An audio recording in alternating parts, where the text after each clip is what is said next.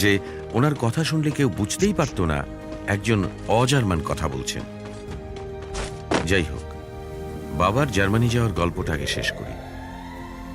মিউনিখে পৌঁছে বাবা একরকম জোরজার করে মার্টিন জিগলারকে নিজের কিছু খেলা দেখিয়েছিলেন। জিগলার ছিলেন শো বিজনেসের জহুরি। খেলাগুলো দেখেই তিনি বুঝতে পেরেছিলেন এ ছেলে অনেক দূর যাবে।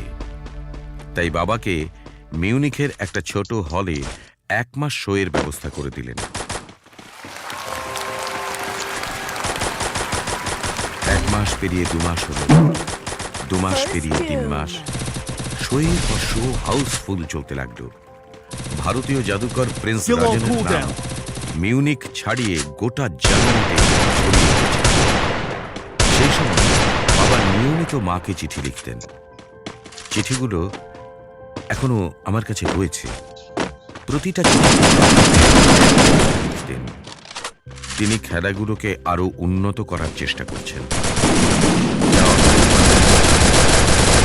বড় অংশই খরচ করছেন ম্যাজিকের নতুন নতুন সাজ সরঞ্জাম, নতুন স্ক্রিন, মিউজিক, লাইটিং আর অ্যাসিস্ট্যান্টদের পেছনে। প্রত্যেকটা খেলাকে ভারতীয় পুরাণের কোনো না কোনো গল্পের সঙ্গে গেঁথে দিচ্ছে, যাতে খেলাগুলো ইউরোপিয়ান দর্শকদের কাছে আরো আকর্ষণীয় হয়ে ওঠে। প্রায় প্রতিটি চিঠির শেষেই ক্ষমা প্রার্থনার সুরে লিখতেন, উমা, সেই জন্যই এই মাসেও তোমাদের খুব বেশি টাকা পাঠাতে পারলাম না।